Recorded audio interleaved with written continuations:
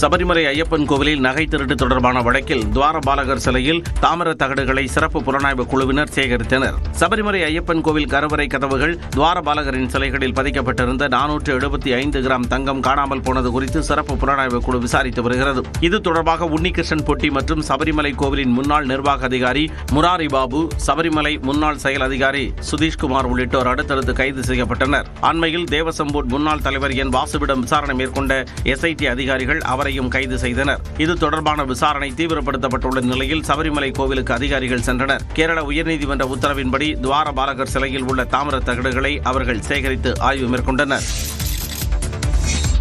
Delhi car குண்டுவெடிப்பில் உயிரிழந்தோர் எண்ணிக்கை 15 அதிகரித்துள்ளது. செங்கோட்டை அருகே கடந்த 10ஆம் தேதி நிகழ்ந்த கார் குண்டுவெடிப்பில் 13 பேர் உயிரிழந்த சம்பவம் அதிர்ச்சியை ஏற்படுத்தியது. ஜம்மு காஷ்மீரின் புல்வாமாவைச் சேர்ந்த மருத்துவர் உமர் நபி காரை இயக்கியது தெரியவந்தது. இது தற்கொலைப்படை தாக்குதல்தான் என்று உறுதி செய்த NIA உமர் நபிக்கு உதவியதாக காஷ்மீரைச் சேர்ந்த அமீர் ரஷீத் அலி என்பவரை கைது செய்தது. இந்நிலையில் ட்ரோன் மற்றும் ராக்கெட்டுகளை தயாரித்து வந்த ஜசீர் பிலால் வானி என்பவரும் NIA-வால் கைது செய்யப்பட்டுள்ளார். அதே சமயம் NIA-வின் விசாரணை வளையத்தில் இருந்த 3 மருத்துவர்கள் உட்பட 4 பேர் விடுவிக்கப்பட்டுள்ளனர். முக்கிய குற்றவாளியான உமர் நபியுடன் அவர்கள் தொடர்பில் இருந்ததற்கான எந்த ஆதாரமும் இல்லை என்பதால் 3 நாட்கள் விசாரணைக்கு பிறகு விடுவிக்கப்பட்டதாக தெரிவிக்கப்பட்டுள்ளது. இதனிடையே கார் குண்டுவெடிப்பில் காயமுற்று சிகிச்சை பெற்று வந்த 2 சிகிச்சை பலனின்றி மரணமடைந்தனர். இதனால் டெல்லி தாக்குதலில் உயிரிழந்தோரின் எண்ணிக்கை 15 அதிகரித்துள்ளது.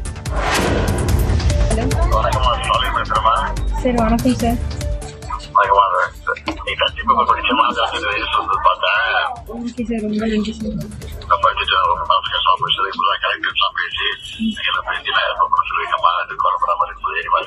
கள்ளக்குறிச்சி மாவட்டம் சங்கராபுரம் அருகே பெற்றோரை இழந்து நிர்கதியடைந்த 4 குழந்தைகளை செல்போனில் தொடர்பு கொண்ட முதலமைச்சர் மு க ஸ்டாலின் கல்வி செலவை அரசே ஏற்கும் என உறுதியளித்து தைரியமூட்டினார்.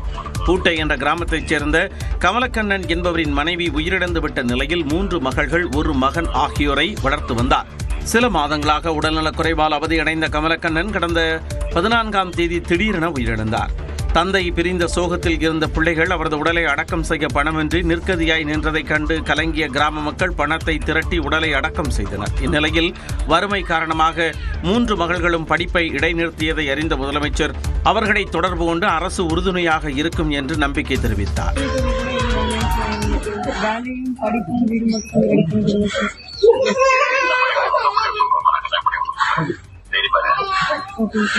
பாதிக்கப்பட்ட குழந்தைகளை முதலமைச்சர் நேரடியாக தொடர்பு கொண்டதை அறிந்த கிராம மக்கள் நெகிழ்ச்சி அடைந்தனர்.